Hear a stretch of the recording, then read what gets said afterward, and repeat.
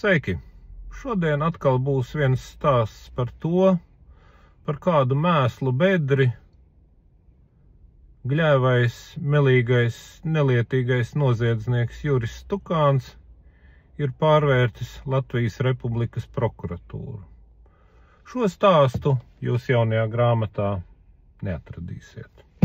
Šis stāsts ir tapis zināms jau pēc grāmatas izdošanas un nonākšanas grāmatnīcās. Un tātad, pirms dažām dienām es stāstīju par to, kā nu jau plaši pazīstamais un slavenais uzņēmējs Oskars Zeiza 2020. gadā lupatās sasitis kārtējo savu sievieti, pateicoties Stukāna prokuratūras prokuroriem Dančukai un Cakulam, tika cauri faktiski sveikā ar 4500 eiro naudas sodu. Turklāt ne jau cietusī saņēma šos 4500 eiro, bet gan Latvijas valsts. Nekādas tiesas saistībā ar šo atgadījumu nebija. Par šiem 4500 eiro Stukāna prokuratūras pārstāvji vienojās ar apsūdzēto, un kaut arī cietušās advokāts mēģināja norādīt uz to, ka nezvai šim te turīgajam deģenerātam 4500 eiro būs tā summa, kas viņu turpmāk atturēs no šādiem noziegumiem. Stukāna prokuratūras pārstāvji, un es šeit neredzu citu variantu, kā tikai prasta, primitīva, klaja korupcija, paziņoja, ka nē. Tiesiskais un taisnīgais noregulējums esot tāds, ka pilnīgi pietikšot ar naudas sodu. Advokāts kaut ko iebubinājās par sabiedriskajiem darbiem? Nē. Kundziņam sabiedriskie darbi nepienākoties, viņam pietikšot ar 4500 eiro samaksāšanu. Punktu uz I pielika tas, ka prokurora Dančuka vēl bija zvanījusi patiešo cietušajai un mēģinājusi no viņas kaut kā izblēdīt bankas kontu, faktiski darbojoties kā starpniece starp apsūdzēto un cietušo. Tad nu lūk.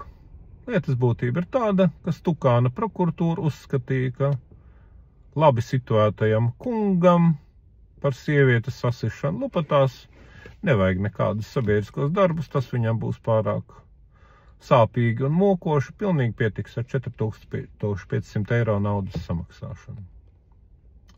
Un tagad cits stāsts. Atkal par Juris Stukāna prokuratūru un atkal par taisnīgumu, tiesiskumu un sodu samērību. Šajā gadījumā cilvēkam, kurš acīm redzami nebija gatavs ne uz kukuļiem, ne uz citādu materiālu vai cita veida ietekmēšanu, lai Juris Stukāna prokuratūra arī šajā gadījumā izšķirtos par naudas sodu un nevis par sabiedriskiem darbiem. Tātad, pildot pats savus sabiedriskos darbus, kas man ir piespriesti par to, ka es kaismīgo komunistu un padomju okupācijas varas asiņaino pakalpiņu padomju tautas tiesnesi Romualdu Vonsoviču nosauca par padomju okupācijas varas kolaborantu, šādā veidā ceļot viņam neslavu un viņu vajājot.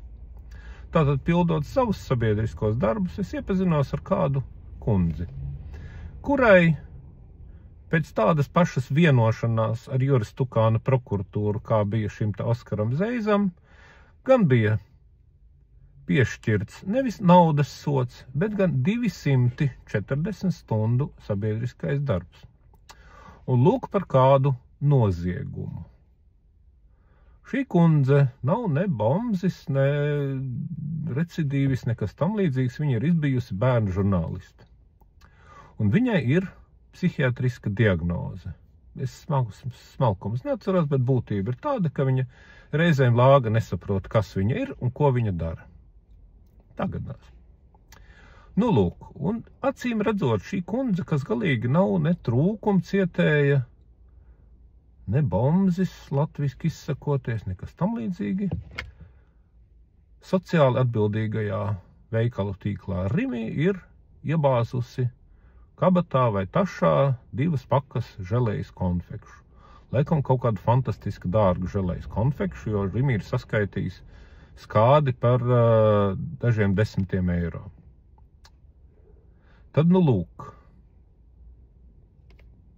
pateicoties gan sociāli atbildīgā uzņēmuma Rimi neatlaidībai un iespējams kaut kāda veida motivēšanai, gan arī Juras Tukāna prokuratūras darboņu entuziasmam, kurš atšķirībā no Oskara Zeizas gadījumu šoreiz neviens nebija nekādā veidā mēģinājis nomotivēt par labu noziedzniecei, jo no kurienes tantei kaut kāda nauda motivēšanai. Tad, nu lūk, pēc laikam 3 gadu ilgas čakarēšanas, pat medicīniskajām ekspertīzēm un tā tālāk, Juras Tukāna prokuratūra un konkrēts prokurors, kur es nosaukšu, kad pienāks laiks šī stāsta turpinājumam, ir kā milzīgu pretimnākšanu šai te kundzei ar viņas psihiatrisko diagnozi par 2 želejas konfekšu paku zādzību ir piedāvājis šādu fantastisku pretimnākšanu. Ja tu negribi sēdēt cietumā, tad piekrīti vienoties par 240 stundām sabiedriskā darba. Un kundze, protams, sapratusi, kādās dzirnavās viņa nonākusi, un ļoti nopietni uzturot prokurora draudus, un labi redzot, kādā valstī viņa dzīvo un kas notiek visapkārt, ir arī piekritusi. Tagad viņš šos 240 stundas ir atstrādā. Un tagad salīdziniet Juras Tukāna prokuratūras tiesiskuma un taisnīguma izpratnes 2 konkrētos gadījumos.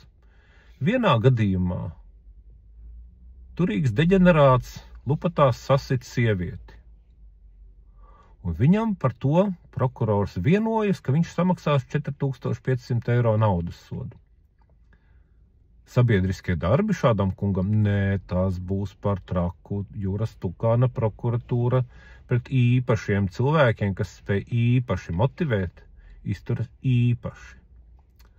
Otrs gadījums - 2 nozagtas želejas konfekšu pakas. Kāds naudas sods, da jūs ko? Tas nebūs adekvāti. Šādai noziedzniecei ir jāatstrādā 240 stundas sabiedriskā darbā. Sievietes piekaušana nav tā vērta, lai noziedznieks atstrādātu. 2 želejas konfekšu paku nozagšana ir noziegums, par kuru ir jāatstrādā sabiedriskais darbs un vēl jāpriecājas, ka tevi neieliek cietumā.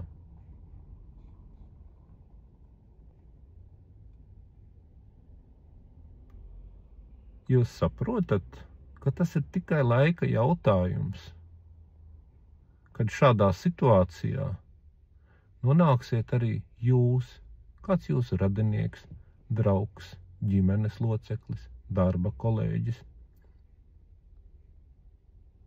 vēl kaut kas. Un tad izrādīsies, ka ja jūs nemākat Juras Tukāna prokuratūru un mentu zaņķi pietiekami nomotivēt, tad arī atbildēsiet pēc parasto cilvēku takses, nevis pēc Oskaru Zeizu takses, kuriem, kā jau to Juris Tukāns arī publiski ir paziņojis, ka skaļi cilvēki un skaļi uzņēmumi viņam ir īpaši. Un šo te cilvēku Vienotības vēzis un progresīvo sarkanā sērga vēlas paturēt ģenerāla prokurora amatā. Visu labu!